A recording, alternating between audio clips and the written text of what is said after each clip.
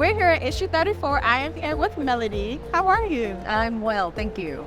So please introduce yourself for our viewers. Okay.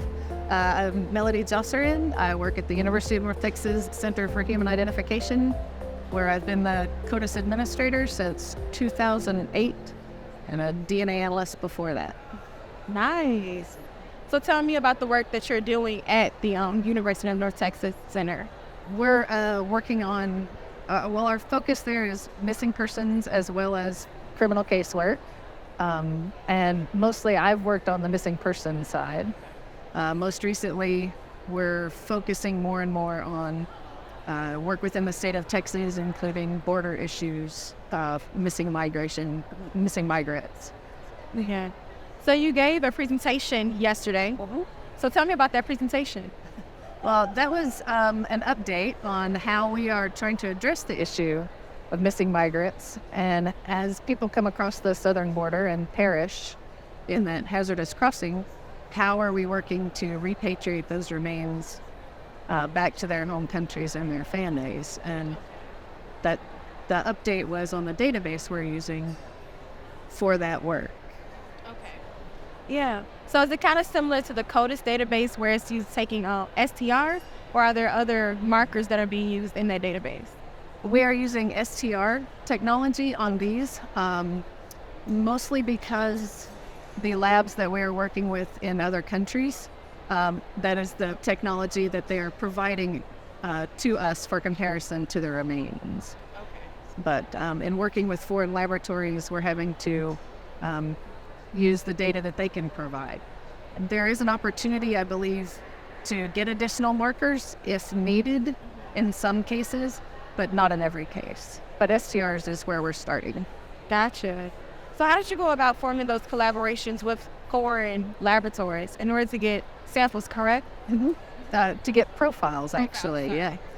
Well, we collaborated with the FBI to get this database stood up at the center. It does use the CODIS software to do the searching and the matching. And that's the partnership on the database side.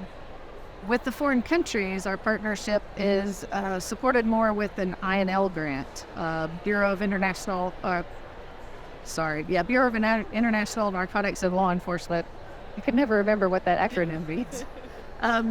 And they have funded us to help countries in Central America to increase their forensic capacity, specifically with regards to DNA databasing and legislation regarding DNA databasing. So that's allowed us to get a foothold in those countries to assist them in developing DNA profiles, as well as sending profiles back to us to help with this project. So let's say a person has been found trying to cross the border. Unfortunately, they are not living. Their profile would get uploaded into this database. Yes. Okay. It would get uploaded into the national CODIS system as well. The unidentified remains DNA profile would be put both into our production CODIS database, which would be the national system, as well as it would be copied from there into the humanitarian database, which is not connected to any other network. It's a standalone database. So we copy the data from there into the humanitarian database.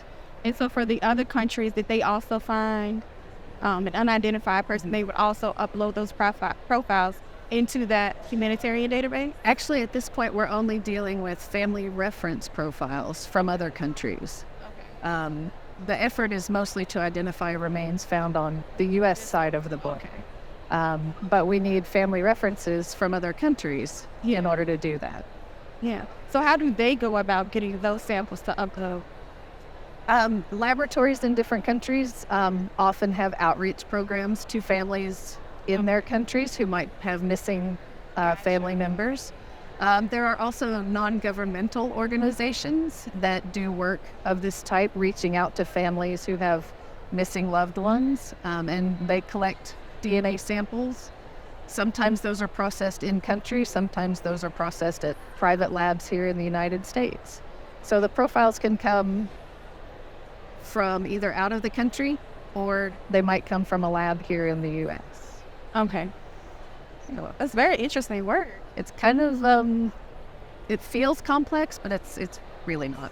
No. Maybe just hard to explain. I don't know.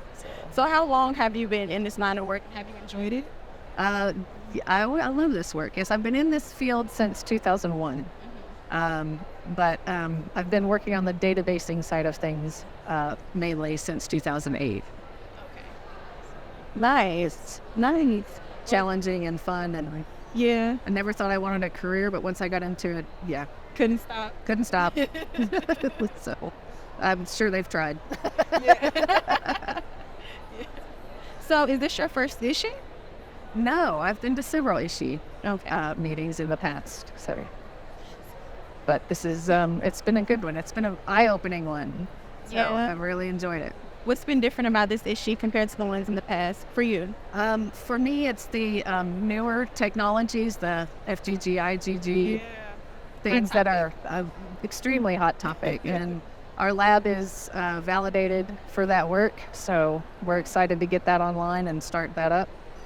But yeah, it's a whole new world out there with this coming into it. So Do you see maybe way down, like very far future, FIGG being integrated with the database, the Human Syrian database? I do not know. It seems to me that until it gets cheaper, there's no way. Right. There's no way an STR database that currently contains over 15 million offenders and arrestees is going to rerun all those samples to have a genome sequence profile. So I have a feeling that it won't replace it, but I do think that there will be a need for other databases rather than just the ones that are available now, the GEDmatch and the family tree DNA databases. So yeah, there will probably be a push to get some sort of government type database similar to CODIS, but for FGG, IgG. Yeah. And that's We'll why, see. right? That's why conferences like this are so important, because you get to be kind of on the forefront of what's going on with that technology. Absolutely. And I guess get the latest insider scoop Yes. about it. Yes. And what are other people doing with it? Right. How are you handling? Yes. Yes. So we get to ask all these questions of other labs. Yeah. So it's fun. So what would you say is your favorite part about ISHI? I don't know. This year it's just been Denver in particular. I've really enjoyed the city. I like the fact that they have great locations for the conference. Right. That contribute. It's not just going to a conference. You're going to a destination. So it's nice to be in a good place, learning about the newer technologies and the new things. So Right. Where has been your favorite ISHI location? honestly, I think Denver has been. Yeah. Is this your first time in Denver, or have you been here? It's no, I've passed through, Okay. but I haven't ever really stayed here. So this is the first time I've gotten to explore the city. Yeah. What are some things that you did to explore the city? I haven't had a chance yet. Oh, I've been out to Red Rocks, the amphitheater, and just wandering around the downtown area. Yeah. Doing all the shopping, of course, and but just driving around the city itself. The airport is a lot of fun. Just the architecture out there and in the city, the museums have been really fun. So I have to wonder, have you seen the Blue Bear walking around? I have, Exhibit hall? yes, And then there's one outside of the at the Constitution Center. Yeah, So are there other Blue Bear statues around the city? I haven't noticed any, but there might be something to look for. So, Well, thank you for sitting here and talking with me. my pleasure. My pleasure. Thank you. I hope you enjoy the rest of ISHI. Plan on it.